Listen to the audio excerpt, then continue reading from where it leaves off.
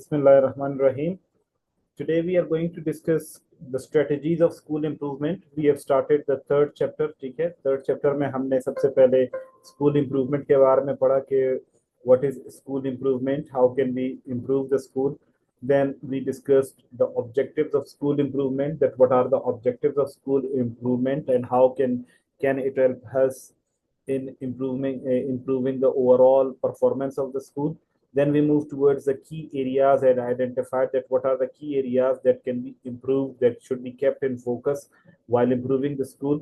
Today we are going to discuss the strategies for school improvement, कि कौन से strategies को हम use करके अपने school को improve कर सकते हैं, कौन कौन से strategies जो है वो ज़्यादा फायदेमंद है और ज़्यादा productive है, that may be used or that may be utilized in order to help and support the students. Okay, so the very first strategy that a school in school improvement, the administrator or the principal or the stakeholders have to use, that is school based improvement planning. School based improvement planning का मतलब ये होता है कि आपने सबसे पहले school की जो ज़रूरियात होती हैं, पर्टिकुलरली असेसमेंट की ज़रूरियात, विजन और गोल सेटिंग की ज़रूरियात और action plans, reviews and adjustment, आपने स्कूल में इन चीज़ों पर बहुत ज़्यादा इनकी स्ट्रेटजीज को डिवाइस करना बहुत ज़रूरी है. You need to plan the strategies in such a way that you should know that what are the needs of your institution. You will be doing the SWOT analysis that I have discussed with you that before. SWOT, SWOT, where S stands for strengths, W stands for weaknesses, O stands for opportunities, and T stands for threats. First of all, you need to have the SWOT analysis of your school. You need to identify your strengths, weaknesses, opportunities, and threats. And soon after that, you should come to know that whatever your weaknesses are there that require your attention, that require your more consideration, तो आप needs को assess करते हैं. आपको पता चलता है कि कौन कौन से needs हैं जहां पर आपके स्कूल में improvement की जरूरत है और उसके लिए आपने कौन से strategies का इस्तेमाल करना है. ठीक है, तो स्कूल बेस्ड इंप्रूवमेंट प्लानिंग के लिए सबसे पहले आपने नीड्स को असेस करना है. That assessment may be made on personal observation, that may be reported by your teacher, that may be reported by your students, that may be reported by the community organizers or developers. ठीक है, तो इसलिए you need to do the needs assessment. Secondly, vision and goal setting. Remember one thing, there is a famous saying that direction is important than speed. You may note it down with yourself. Direction is more important than speed. कि जब भी आप कोई भी गोल हासिल करना चाहते हैं, उस गोल की तरफ सीधे डायरेक्शन में जाना बहुत इंपॉर्टेंट है then going speed. Like for example, अगर आप बहुत स्पीड से गाड़ी चला रहे हैं, बहुत फास्ट गाड़ी चला रहे हैं और आपको पता नहीं है कि आपने जाना कहाँ है, तो आप पूरा दिन गाड़ी चलाते रहेंगे और आप कभी भी अपने मकसद तक या अपने मंजिल तक नहीं पहुंच पाएंगे. लेकिन अगर आपको डायरेक्शन का पता है और आपको अपने गोल का, अपने मकसद का पता है कि आपने कहाँ जाना है, बेशक आप चींटी की रफ्तार से ही क्यों ना जाए, लेकिन आप सूनर और लेटर अपने मकसद तक पहुंच जाएंगे. तो यहाँ पर भी इसी तरह है कि when you are working as an administrator, when you are working as a manager, particularly in your school, so you need to decide the vision and the goal, and then you need to keep all the students, all the teachers, all the faculty, all the human resource dedicated towards achieving that goal. तो जो आपका vision होता है उसके मुताबिक आप लोगों को मोटिवेट करते हैं, उनको डायरेक्शंस प्रोवाइड करते हैं और मुख्तलिफ एक्शन प्लान्स आप डिसाइड करते हैं. Like for example, mostly these action plans should be goal oriented, objective oriented, and they should be time bound. कि आप एक स्पेसिफिक टाइम जो है ना आप स्टूडेंट्स को दे दे कि आपने या टीचर्स को दे दे कि इस पर्टिकुलर टाइम में, इस particular stipulated period of time में आपने ये काम हासिल करना है. ठीक है, और इसके जरिए से आपने मतलब आपने ये जो गोल्स है और विजन है उनको आपने हासिल करना है. तो आप उनको प्रैक्टिकली जो है ना आप उनको करके भी सिखाते हैं, आप उनमें पार्टिसिपेट भी करते हैं, and then you review it and whatever there is small adjustment you bring adjustment in that. तो आपका सबसे पहले ये है कि आप स्कूल्स के बेसिक चीजों में उनके नीड्स को आइडेंटिफाई करेंगे, अपने विजन और गोल को सेट करेंगे, आप एक्शन प्लान्स को डिसाइड करेंगे, आप रिव्यूज करेंगे और एडजस्टमेंट करेंगे। ठीक है, सो सबसे पहली स्ट्रेटेजी ये कि स्कूल की बुनियाद पर होना चाहिए। ठीक है,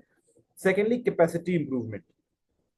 कैपेसिटी इंप्रूवमेंट किसकी होनी चाहिए? प्रोफेशनल डेवलपमेंट होनी चाहिए, पीयर कोचिंग होनी चाहिए, काउंसलिंग होनी चाहिए, लीडरशिप ट्रेनिंग होनी चाहिए। देखिए, capacity building, without developing the capacity and the intellect of your human resource, it is impossible to improve the school. देखिए, फॉर एग्जाम्पल, a teacher gets appointed where he is recently graduated. मिसाल के तौर पर आप में से ज्यादातर रिसेंटली ग्रेजुएटेड होंगे, लेकिन अगर आपको कोई प्रोफेशनल ट्रेनिंग ना दी जाए, आपको ये ना सिखाया जाए कि टीचर स्टूडेंट की साइकोलॉजी को कैसे समझना है, स्टूडेंट को कौन से मसाइल दरपेश होते हैं, स्टूडेंट्स में किस किस तरीकों से स्टूडेंट को पढ़ाया जा सकता है, किस तरीके से आप उनको प्रैक्टिस करवा सकते हैं, किस तरीके से आप इंक्वायरी मेथड को यूज कर सकते हैं, किस तरीके से आप डिस्कशन मेथड को यूज कर सकते हैं, किस तरीके से आप एक्सपेरिमेंटल मेथड को यूज करते हैं या कॉपरेशन मेथड को यूज करते हैं। जब तक आपको ये पर्सनली आपकी कैपेसिटी बिल्डिंग में आपको वर्कशॉप्स ना कराई जाए, आपको ट्रेनिंग ना दी जाए, तब तक स्कूल की इंप्रूवमेंट फॉर ग्रांटेड रहती है, एट स्टेक रहती है। ठीक है, तो इसलिए एवरी नाउ एंड देन जो स्कूल का जो एडमिनिस्ट्रेटर होता है वो रिस्पॉन्सिबल होता है कि वो अपने जो स्टाफ होता है, ह्यूमन रिसोर्स उसके पास जो मौजूद होती है, उन सब की प्रोफेशनल डेवलपमेंट करवाता है by bringing some awareness programmes, campaigns, ठीक है, सेशंस, एनजीओज की तरफ से, आईएनजीओज की तरफ से, गवर्नमेंट इंस्टीट्यूशंस की तरफ से, जिससे क्या होता है, आपके जो टीचर्स होते हैं उनकी कैपेसिटी बिल्डिंग होती है, और कैपेसिटी बिल्डिंग उनकी जितनी ज्यादा होगी, जितनी ज्यादा उनकी लर्निंग होगी, जितने ज्यादा अपडेटेड वो होंगे, उतने ही ज्यादा उनकी परफॉर्मेंस अच्छी क्लास में पाई जाएगी। एंड देन पीयर कोचिंग और काउंसलिंग के आप क्या करेंगे, आप स्टूडेंट्स को काउंसलिंग भी प्रोवाइड करेंगे। Usually what happens that our students are unaware. Students को ये पता नहीं होता है कि हमें कहाँ से स्टार्ट करना चाहिए, क्या कहाँ से स्टार्ट नहीं करना चाहिए, हमें मुस्तकबिल में क्या करना है, क्या नहीं करना।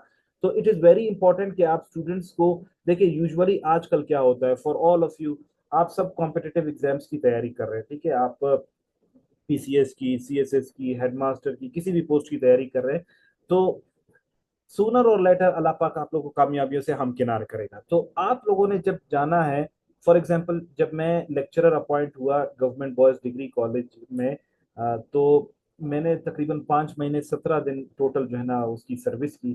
तो उस 5 महीने 17 दिन में मेरे जितने भी स्टूडेंट्स थे, मैंने उनको ये बताया कि आप लोगों ने सिर्फ कोर्स के पीछे नहीं भागना, क्योंकि वो 7th और 8th सेमेस्टर के स्टूडेंट्स थे ज्यादातर जो मेरे पास पढ़ रहे थे। तो I was trying to make them compatible कि आपने 1 महीने बाद, 2 महीने बाद या 3 महीने बाद जब आपके फाइनल पेपर्स होंगे, आपने मार्केट में जाना है, और मार्केट में आपने जाकर compete करना है, और आपके सामने इस तरह के कॉम्पिटिटिव एग्जाम्स आएंगे, आप इस तरीके से अप्लाई कर सकते हैं, आप इन इन फील्ड में जा सकते हैं, आप ये तैयारी करके आप अपनी अच्छी जॉब्स को सेटल कर सकते हैं या सिक्योर कर सकते हैं।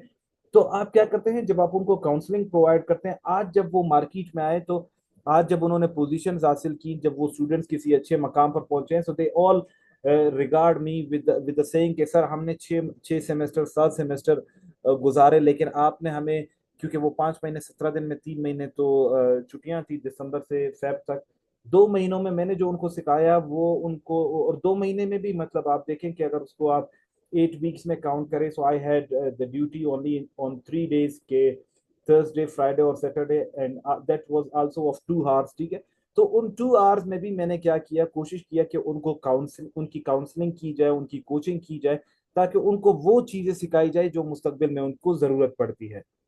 Yes, all the subjects are equally important, all the disciplines are equally important, but some are more than important. ठीक है, फॉर एग्जाम्पल, अभी अगर मैं अपनी सोशियोलॉजी की बात करूं या सोशल वर्क की बात करूं, तो मुझे पता है कि मुझे मेरे स्टूडेंट्स को क्या पढ़ना चाहिए जो कि आपके पेपर में आएगा। ठीक है, तो इसलिए आपकी भी जो, फॉर एग्जाम्पल, आप जो तैयारी कर रहे हो हेडमास्टर की, जो चीजें इंपॉर्टेंट है वो आपको पढ़ाई जा रही हैं, क्योंकि इस वक्त में जब आपके पास वक्त कम होता है, तो you need to do smart work. ये डिग्री लेवल के एग्जाम्स नहीं होते हैं कि आपने जो है ना 4 4 साल लगाकर आपके कोर्स कंप्लीट करवाए जाते हैं। नहीं, आपको सिर्फ और सिर्फ वो चीजें पढ़ाई जाती हैं जो कि आपके कॉम्पिटिटिव एग्जाम्स के लिए रिक्वायर्ड होती है। इसी तरीके से आप सीएसएस पीसीएस में देखते हो, तो 15 लेक्चर्स में या 15 घंटों में आप पूरा एक सब्जेक्ट तैयार करते हो। तो वो तभी मुमकिन होता है जब आप स्मार्ट वर्क करते हो। तो आपकी जब काउंसलिंग होती है, जब आप किसी को सही और गलत की पहचान कराते हो, तो उससे जो है ना आपकी स्टूडेंट्स की, आपके टीचर्स की, आपकी ह्यूमन रिसोर्स की बड़ी कैपेसिटी बिल्डिंग होती है और उनमें बहुत प्रोडक्टिविटी देखने को मिलती है। In the very same way leadership training, आप क्या करते हो, आप स्टूडेंट्स को डिफरेंट गेम्स में, डिफरेंट ग्रुप्स में, डिफरेंट कोहर्ट्स में डिस्ट्रीब्यूट करते हो, डिफरेंट सेशंस में लेकर जाते हो, डिफरेंट डिबेट कंपटीशन में लेकर जाते हो। तो उससे एक फायदा ये होता है कि उनके अंदर एक लीडरशिप क्वालिटीज वो होती है। इसी के साथ साथ टीचर्स जो होते हैं, टीचर्स को, बहुत सारे टीचर्स को आप प्रोग्राम्स ऑर्गेनाइज करने का कहते हैं। तो जब वो बहुत सारे प्रोग्राम्स को ऑर्गेनाइज करते हैं, जब वो इन चीज़ों को सेटल डाउन करते हैं, तो एज अ रिजल्ट क्या होता है, एज अ रिजल्ट उनकी जो प्रोफेशनल ग्रोथ होती है वो बहुत अच्छी हो जाती है। तो ये चीज़ें बहुत इंपॉर्टेंट होती हैं कि किस तरीके से आपने कैपेसिटी बिल्डिंग करनी है, किस तरीके से आपने लोगों को ये बताना है, ये सिखाना है कि आप कौन सी चीज़ों को कैरी फॉरवर्ड करेंगे अपने प्रोफेशनल लाइफ में और कौन सी चीज़ों को आप विड्रॉ करेंगे। And this only comes when the examiner or when the administrator is of great intellect, when he is far sighted. Thirdly, use of data and monitoring tools, आपने डेटा और monitoring tools का भी इस्तेमाल करना है, जिसकी मदद से आप क्या करेंगे, स्टूडेंट्स को ये सिखाएंगे कि आपने किस तरीके से अपनी परफॉर्मेंस को इनहेंस करना है। Remember one thing, कि when you are the part of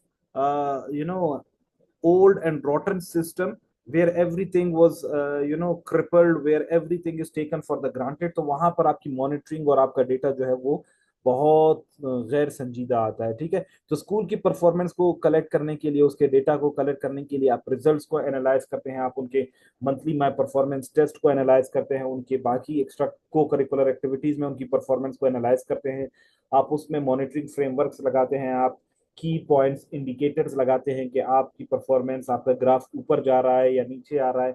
आप एनुअल रिपोर्ट्स अपनी बनाते हैं जिसमें आप टीचर की परफॉर्मेंस देखते हो, टीचर के जो है ना स्ट्रेंथ्स को देखते हो, आपको पता चलता है कि कौन किस फील्ड में अच्छी तरीके से परफॉर्म कर रहा है, कौन से सब्जेक्ट्स में स्टूडेंट्स के रिजल्ट अच्छे हैं, कौन से सब्जेक्ट्स में बुरे हैं। So when you use all these key performance indicators, you come to know कि आपने मॉनिटरिंग टूल्स का इस्तेमाल करना जरूरी होता है, तभी आपको पता चलता है कि आपको स्कूल में इंप्रूवमेंट की जरूरत है या नहीं है। Got it? So therefore these strategies are very much important. Nextly, collaboration and networking. A good administrator is someone who has good networking skill. A good manager is someone who has a good networking skill. Remember one thing, you should never be a one man army. आपने कभी भी one man army नहीं बनना। आप, चाहे वो school की बात हो, चाहे वो कॉलेज की बात हो, चाहे वो यूनिवर्सिटी की बात हो, चाहे वो प्रोफेशनल लाइफ की बात हो, you should never think that you are complete as a whole. आपको नेटवर्किंग डेवलप करनी चाहिए, प्रोफेशनल लर्निंग कम्युनिटीज के साथ आपका कोऑर्डिनेशन होना चाहिए, आप लोगों के साथ डिफरेंट, फॉर एग्जांपल अक्सर देखा होगा कि for example I serve in women development department, तो हमारे पास मुख्तलिफ प्रिंसिपल्स या मुख्तलिफ एडमिनिस्ट्रेटर्स अपने डिपार्टमेंट की तवज्जुह से हमें लेटर लिखते हैं कि भाई आप आकर हमारे वुमेन को या फीमेल्स को अब अवेयरनेस प्रोवाइड करें। इसी तरीके से फॉर एग्जांपल मोटरवे पुलिस को लेटर लिख दिया जाता है कि आप आकर हमारे बच्चों को जो है ना ट्रैफिक रूल्स के बारे में पढ़ाएं। इसी तरीके से आप हेल्थ डिपार्टमेंट पर लिख लेते हैं या सिविल डिफेंस को लिख लेते हैं कि भाई आप आकर हमारे बच्चों को फर्स्ट एड के बारे में सिखाएं। तो ये क्या होता है कि जब आपकी नेटवर्किंग स्ट्रांग होती है, जब आप कोऑर्डिनेट कर सकते हैं, जब आप लोगों को बता सकते हैं, तो एज अ रिजल्ट आपके जो स्टूडेंट्स होते हैं वो बहुत ज्यादा आपके स्कूल में इंप्रूवमेंट देखने को मिलती है। सिर्फ ये नहीं होता कि आपको बुक वर्म बनाया जाए और आपको किताब की ही चीजें पढ़ाई जाए, आपको उनसे बाहर भी निकालना जरूरी होता है। स्कूल क्लस्टर्स में जाना पड़ता है जहां पर आप फॉर एग्जांपल डिफरेंट स्कूल के साथ आप कोऑर्डिनेट करते हो, उनके टीचर्स से जो है ना आइडियाज कलेक्ट करते हो, उनके प्रिंसिपल से आइडियाज कलेक्ट करते हैं। ठीक है, और फिर pertaining with higher education institutions में लाइक स्टूडेंट्स को आप पिकनिक्स पे ले जा सकते हैं, आप उनको फील्ड ट्रिप्स पे ले जा सकते हैं, आप उनको यूनिवर्सिटीज का विजिट करा सकते हैं, आप उनको लाइब्रेरीज का विजिट करवा सकते हैं। ठीक है, तो इस तरीके से क्या होता है कि स्टूडेंट्स को कभी भी, you should never keep the students as the prisoners. ठीक है, you should never keep them like the birds in the cage, you should make them free, you should help them in excellence. ठीक है, सो जब आप उनको excellence और reforms लाने के लिए तरफ मोटिवेट करेंगे, they will bear good fruits for you. So therefore it is very much important that a good administrator should have collaboration and good networking skills with all the higher up authorities. जो government के institutions है उसके साथ साथ जो external support है उसको भी हासिल करना चाहिए। जैसे इंटरनेशनल एनजीओज होते हैं, डोनर्स होते हैं, लोकल गवर्नमेंट होती हैं, ट्रस्ट होती हैं, एसोसिएशंस होती हैं, सोशल वेलफेयर ऑर्गेनाइजेशंस होती है, जिनसे आप स्टूडेंट्स को अवेयरनेस कैंपेन दे सकते हैं। फॉर एग्जाम्पल, अभी आप यहाँ पर क्लास में सिर्फ 7 स्टूडेंट्स है, ठीक है। अभी मैं आपके सामने कुछ 7 से 8 डिसिप्लिन का नाम लेता हूँ। मैं आपसे पूछना चाहता हूँ, क्या आपने अपने अभी तक इन चीजों का नाम सुना है? क्या बलूचिस्तान एजुकेशन इंडवमेंट फंड का नाम सुना है? कि अपने स्कूल लाइफ में, अभी का नहीं कह रहा हूँ, कि स्कूल लाइफ में क्या आप लोगों ने इसको सुना था? क्या आप लोगों ने बलूचिस्तान अवामी इंडवमेंट फंड का नाम सुना था? क्या आपने एमपीए फंड का नाम सुना था? क्या आपने बेनजीर किफालत प्रोग्राम का नाम सुना था? क्या आप लोगों ने बेनजीर स्कॉलरशिप का नाम सुना था? अभी आप में से मैक्सिमम लोग क्या कहेंगे? नो। ठीक है। कुछ लोगों को पता होगा, कुछ लोगों को पता नहीं होगा। वो इसलिए, क्या आप लोगों को स्कूल में कभी ट्रैफिक लॉज सिखाए गए? क्या आप लोग, अच्छा, आप में से खवातीन मौजूद है, आप मुझे बताएं, अगर आप लोगों की कोई हरेसमेंट का इशू होता है, अभी शमीन, नाजिया, खुशी खान और बाकी जो ड्रॉप हो गए, आप मुझे बताएं, आप उसको किस तरह रिपोर्ट करेंगे? क्या आपको पता है?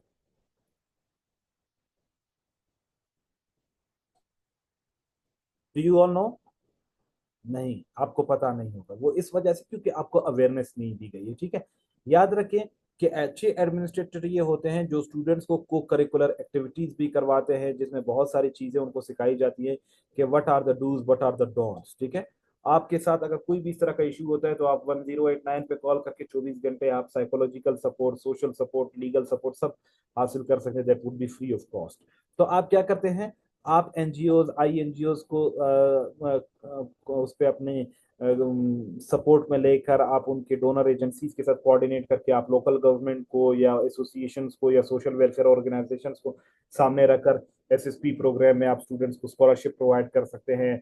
आप उनको जो है ना स्टिपेंड प्रोवाइड करवा सकते हैं, आप स्कूल की बिल्डिंग्स को इम्प्रूव करवा सकते हैं, आप स्कूल्स के लिए कंप्यूटर प्रिंटर्स का बंदोबस्त कर सकते हैं, लैपटॉप्स का बंदोबस्त कर सकते हैं, आप न्यूट्रिशन का प्रोग्राम का बंदोबस्त कर सकते हैं, आप बच्चों को जो है ना हेल्थ और डाइट के बारे में नॉलेज दिलवा सकते हैं। तो ये तब होता है जब आप एक्सटर्नल सपोर्ट हासिल करते हैं, और ये तमाम स्ट्रेटेजीज उस वक्त डिवाइस होती हैं जब एक एडमिनिस्ट्रेटर खुद इंटरेस्टेड होता है, ठीक है। So I hope these things are clear to everybody, that what strategies one can use in order to improve the school. If yes, drop me yes ताकि आगे चले।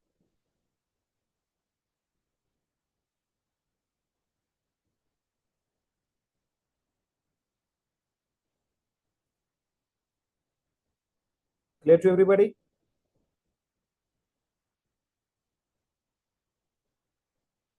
Okay. चैलेंजेस, कौन कौन से चैलेंजेस आ सकते हैं? मतलब अक्सर ये होता है कि हमारे पास हमेशा जब प्रिंसिपल कोई स्कूल इंप्रूव करवाना चाहता है या कोई डेवलपमेंट लेकर आना चाहता है तो वहां पर हमारे पास इश्यूज आना शुरू हो जाते हैं, ठीक है।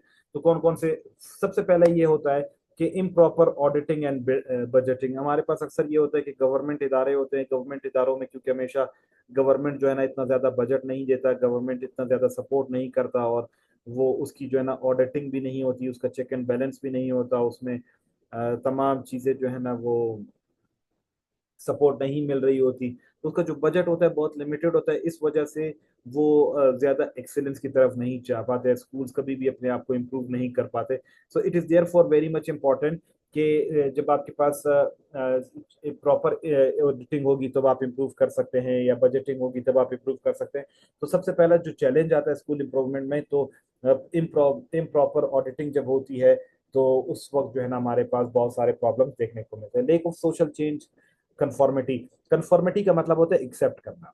हमारे माशरे में जब लोग सोशल चेंज को एक्सेप्ट करना नहीं चाहते, जब डेवलपमेंट और एडवांसमेंट को अपनी जिंदगी में इंकॉर्पोरेट करना नहीं चाहते, when they do not want to practice those social change events, then they fall prey to backwardness, ठीक है। तो इस वजह से भी आपको एक बहुत ज्यादा, फॉर एग्जांपल आप पोलियो की कैंपेन चलाते हो, जिस तरह इफ यू रिमेंबर कोविड 19 में स्कूल्स में भी लोगों को जो है ना इंजेक्शन लगवाए गए। अगर आपके माशरे में लोग फॉर एग्जाम्पल वो कहते हैं कि भाई हमने कोविड वैक्सीन नहीं लगानी, तो फिर ऐसी सूरत में आपके पास चैलेंजेस का सामना करना पड़ सकता है, ठीक है। Next, scarcity of human resource. हमारे पास जो क्वालिफाइड ह्यूमन रिसोर्स होते हैं वो बहुत कम होता है, सिंस वी ऑल नो कि हमारा जो एजुकेशन सिस्टम है उसमें आजकल, वेरी सॉरी टू से कि रिकमेंडेड लोग आते हैं, नेपोटिज्म के बेस पर आते हैं, फेवरेटिज्म के बेस पर आते हैं, बल्कि इसके बरक्स जो टैलेंटेड लोग होते हैं, जिनके पास नॉलेज होती है, उनको साइड लाइन कर दिया जाता है। ठीक है, जब ऐसे लोग पढ़ाने के लिए आते हैं तो वो अपनी परफॉर्मेंस कभी जो है ना इम्प्रूव नहीं कर पाते, क्योंकि वो पैसे देकर आए हुए होते हैं, वो सिफारिश पे आए हुए होते हैं। तो वो कभी भी, जब वो एक बंदा खुद कुछ नहीं जानता तो वो किस तरीके से दूसरों को पढ़ाएगा। तो scarcity of qualified human resource की वजह से भी आपको चैलेंजेस का सामना करना पड़ सकता है।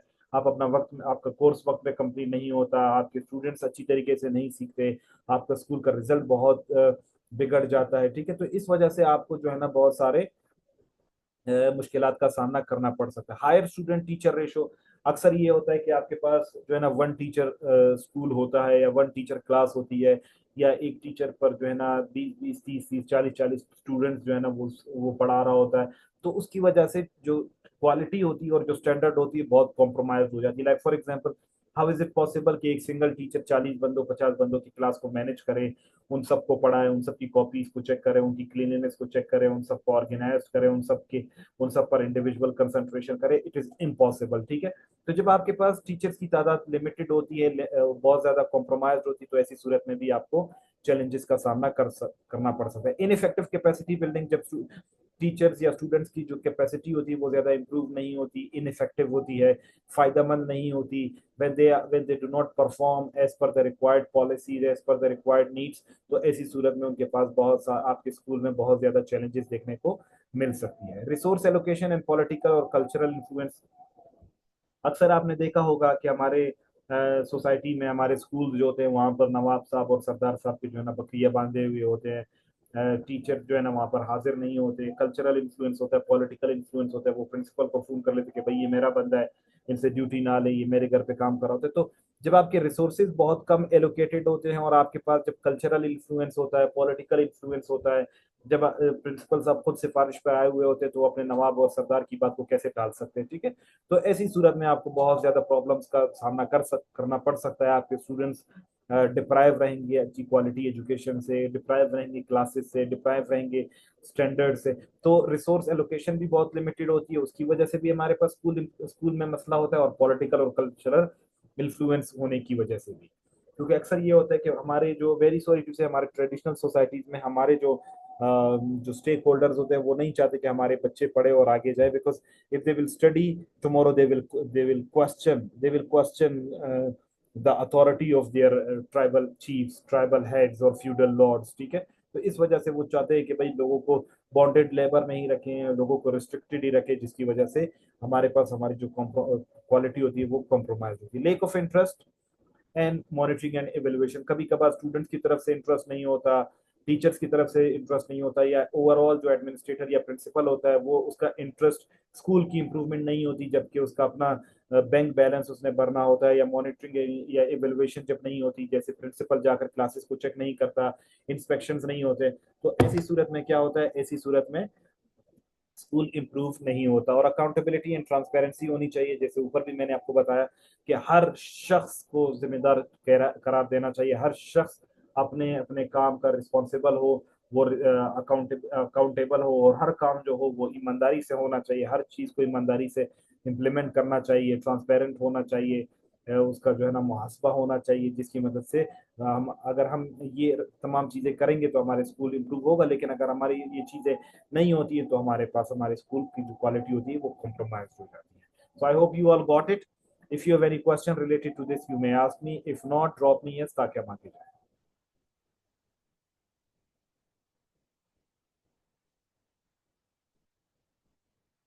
Come on everyone. ओके, अभी हम देखते हैं कि what are the role of stakeholders in school improvement. Stakeholders कौन है? स्टेक होल्डर्स प्रिंसिपल है, वाइस प्रिंसिपल है, कोऑर्डिनेटर है, एचओडीज हैं, टीचर्स हैं, स्टूडेंट्स है, पेरेंट्स है, गवर्नमेंट है, प्राइवेट ऑर्गेनाइजेशन, ये सब स्टेक होल्डर्स है। ठीक है, इनका काम क्या होता है? Principal, vice principal, coordinator, HOD, teachers, इन सबको अगर हम देखें तो प्लानिंग एंड इम्प्लीमेंटेशन, ये प्लान भी करते हैं, ये पॉलिसीज भी बनाते हैं, लेसन प्लान भी बनाते हैं, करिकुलम को भी डेवलप करते हैं।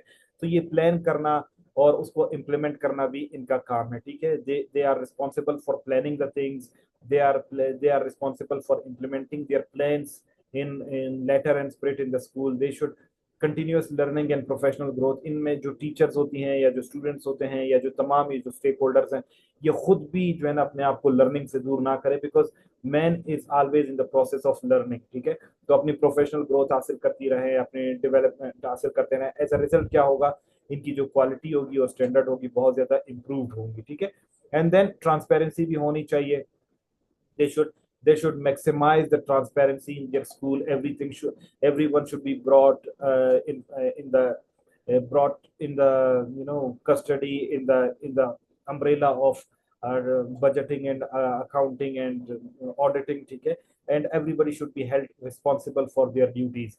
Innovations in teaching methods, मुख्तलिफ teaching methods को introduce करवाना चाहिए, like gamification, teaching method, showing method, and these all things, and cultural responsibility, adaptability.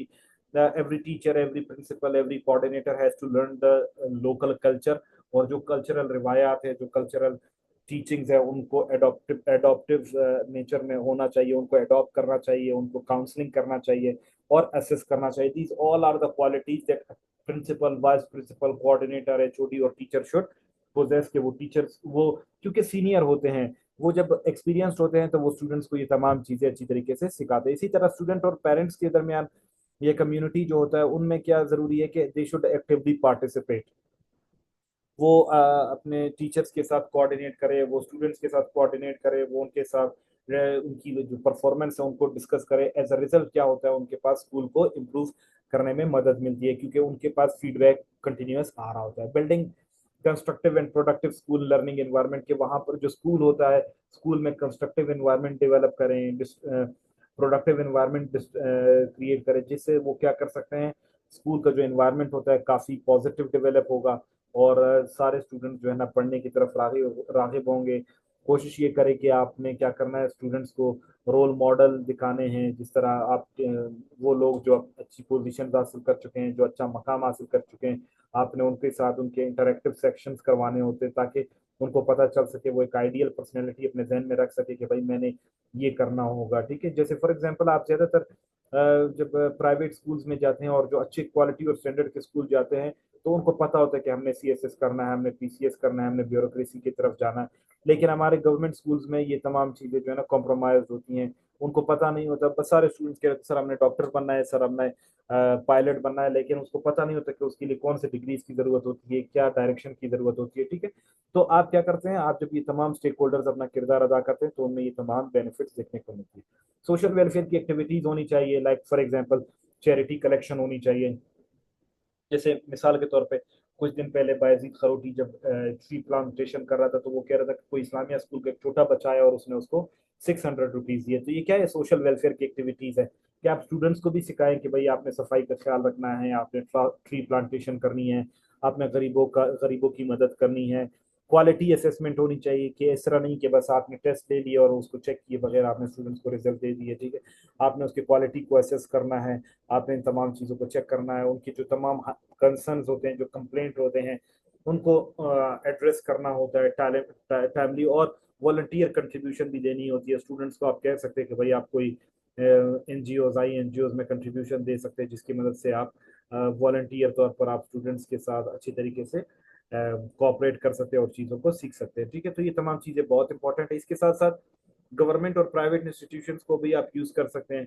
Design policies and allocate sufficient budget, आप गवर्नमेंट को अप्रोच करके, एनजीओ को अप्रोच करके आप जो है ना उनसे ये सीख सकते हैं। आप उनको कह सकते हैं कि भाई आप हमें बजट को एलोकेट करवाएं, आप हमारे लिए, आप हमारे हमें जो है ना टीचिंग प्रोवाइड करें, आप हमारे लिए सेशंस अरेंज करें, ठीक है, हमारे लिए कैपेसिटी बिल्डिंग के प्रोग्राम्स अरेंज करें।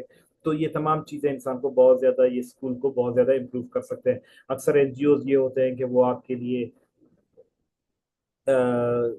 हेल्प करते हैं कि आपके इंफ्रास्ट्रक्चर को डेवलप करवाया जाए, मॉनिटरिंग एंड एवेल्युएशन को इम्प्रूव करवाया जाए, को करिकुलर एक्टिविटीज को इम्प्रूव करवाई जाए, जिससे स्टूडेंट्स में मोटिवेशन बढ़ती है, स्कॉलरशिप और ग्रांट्स दिए जाए।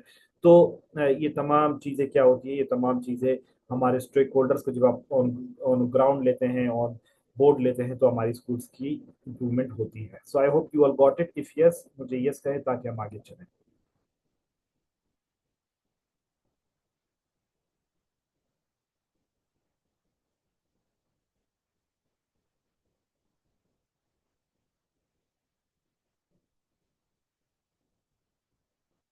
Okay, last we have got monitoring, evaluation and school improvement.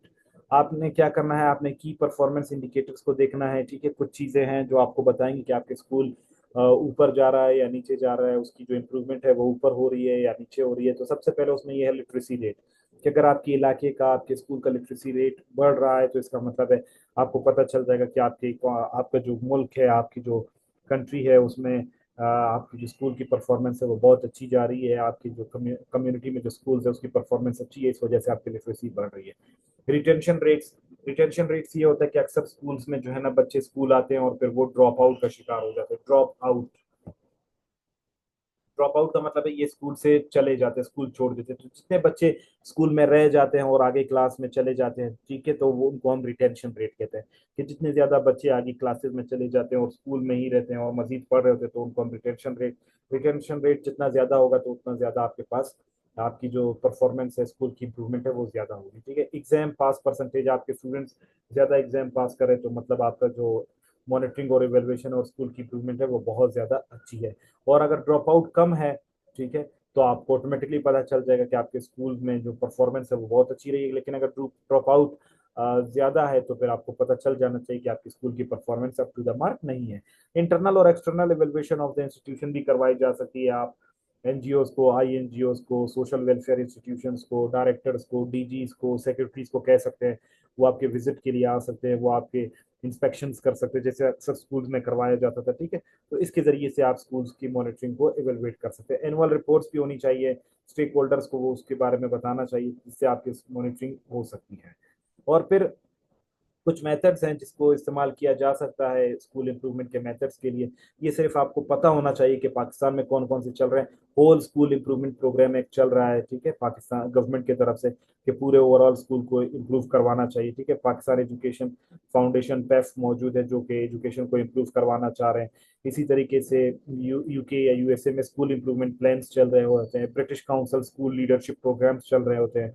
Japan lesson lesson study model चल रहे हैं. तो ये तमाम ऐसे जो है ना इम्प्रूवमेंट के मॉडल्स हैं, जिसको आप पढ़कर, जिसको आप इम्प्लीमेंट कर सकते हैं आप अपने पूरे स्कूल में. कोई भी मॉडल जो है ना आप इम्प्लीमेंट, ज्यादातर हमारा ये है कि होल स्कूल इम्प्रूवमेंट प्रोग्राम या बेफ बलूचिस्तान एजुकेशन फाउंडेशन आजकल हमारा बना है, वो चल रहा है. ठीक है, लेकिन ये सारा ओवरऑल जो है ना मिनिस्ट्री ऑफ एजुकेशन फेडरल के जरिए काम कर रहे होते. तो I hope this second chapter is clear to everybody. अगर इनमें आपका कोई सवाल है तो आप मुझसे पूछ सकते हैं. इंशाल्लाह नेक्स्ट वीक से फिर हम अपना फोर्थ चैप्टर स्टार्ट करेंगे. आपका कोई भी सवाल है तो आप पूछ सकते हैं.